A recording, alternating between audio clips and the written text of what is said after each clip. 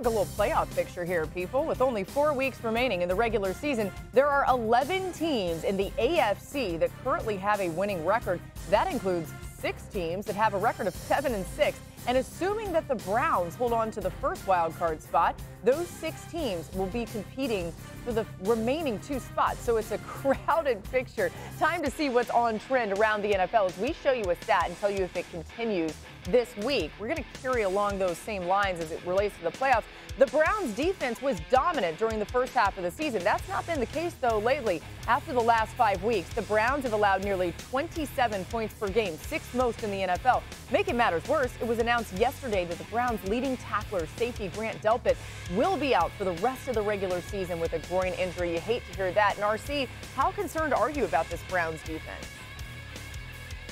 Glad Grant got his money before this happened. I am very concerned about this defense because it's hard to replace good players. You lost Rodney McLeod. Juan Thornhill was hurt. Now Grant Delpit is on IR. You also think about Denzel Ward being banged up and a guy like Myles Garrett not being at 100%. It's a reason people get paid hundreds of millions of dollars to play their positions. It's because they're really dang good. And now that they aren't playing as elite of a level and they're also trying to replace those guys while having the film out of the way Jim Schwartz is trying to attack offenses, it's been very difficult for these teams. And so I don't believe they'll be at the back end of defenses in the league for the rest of the season, but I don't think we'll see that sort of dominance we saw early on.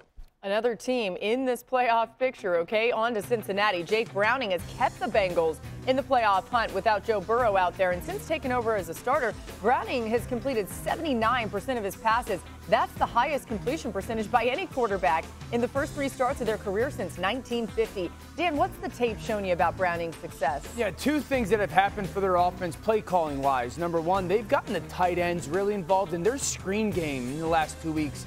Has been the best screen game in football. You've seen some play action pass screens for big chunks. You've seen some drop back screens for big chunks. The tight end use down in the red zone has been really viable for them. And then I've also seen some plus plays out of Jake Browning. The Jacksonville game was playing on time and they were very easy throws.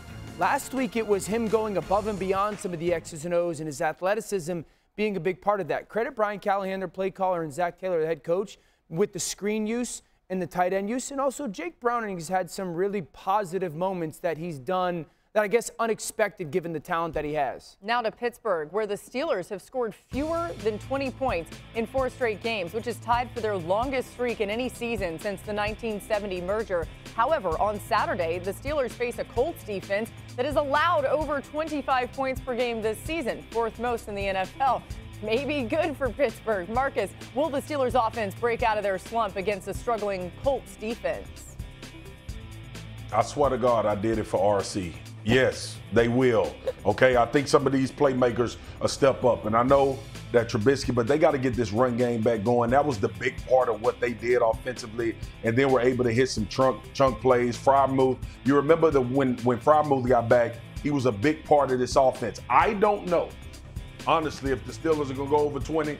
But if you're playing a team that's giving up 25 and you're fighting and scratching and clawing for anything of positivity, then this would be the game they do it. And this just feels like one of those, how the hell did Mike Thomas? What's that move?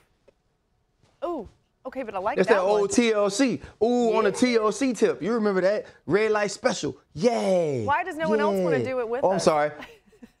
No, keep going. Because we're the ones that are excited. It's fine, Marcus. You don't have to dance with me. I know Dan doesn't have the rhythm to keep up anyway. Yeah, but Marcus said that we're going to score 20 points, and I'm fired.